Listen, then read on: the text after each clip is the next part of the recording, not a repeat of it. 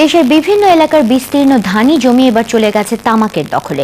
এরই মধ্যে তামাক চাষের বিস্তার ঘটেছে টাঙ্গাইল ও চলনবিল অঞ্চলের জেলাগুলোয়।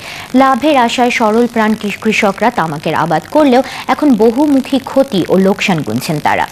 তামাকের আগ্রাসন নিয়ে শাইখ সিরাজ করেছেন সরেজমিন ধারাবাহিক রিপোর্ট। আজ রয়েছে প্রথম পর্ব।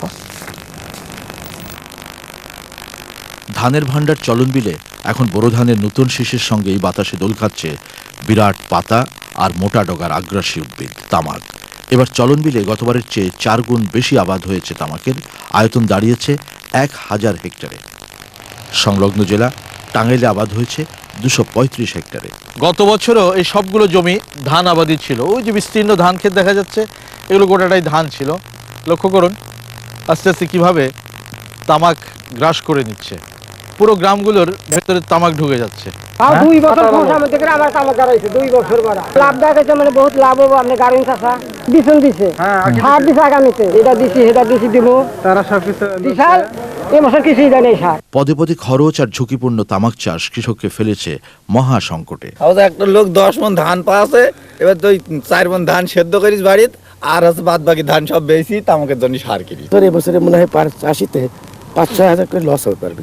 যে খরচ তামাকের যে পরিশ্রম, তাতে আপনার খরচের তুলনায় লাভ কম হইতেছে। ক্ষেত থেকে ফসল তোলার আনন্দে কৃষকের মুখে যে হাসি ফোটায়, টাকার প্রশ্ন জড়িয়ে থাকলেও তামাক পারছে না সে হাসি ফোটাতে।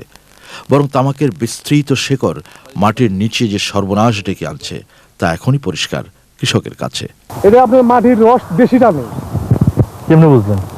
এই যে শিকড়, কতগুলো শিকড়, এটা তো শিকড়ই তো রসটাকে নিব না টানলে পরে আপনার এই যে গাছটা, এই গাছটা এতটুকু মোটা হইলো কি দিয়ে।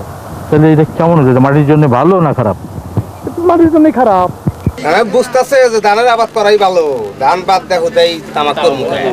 ধূমপানের মতোই নিষিদ্ধ নেশায় আসক্ত করে তোলা হচ্ছে গ্রামের সহজ সরল কৃষকদের, যা আগামীর কৃষির জন্য ভয়াবহ এক অশনি সংকেত।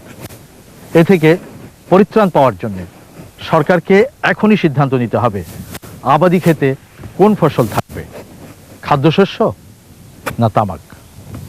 টাঙ্গাইলের কালিহাতী উপজেলার সল্লা থেকে শাইখ সিরাজ, চ্যানেল আই।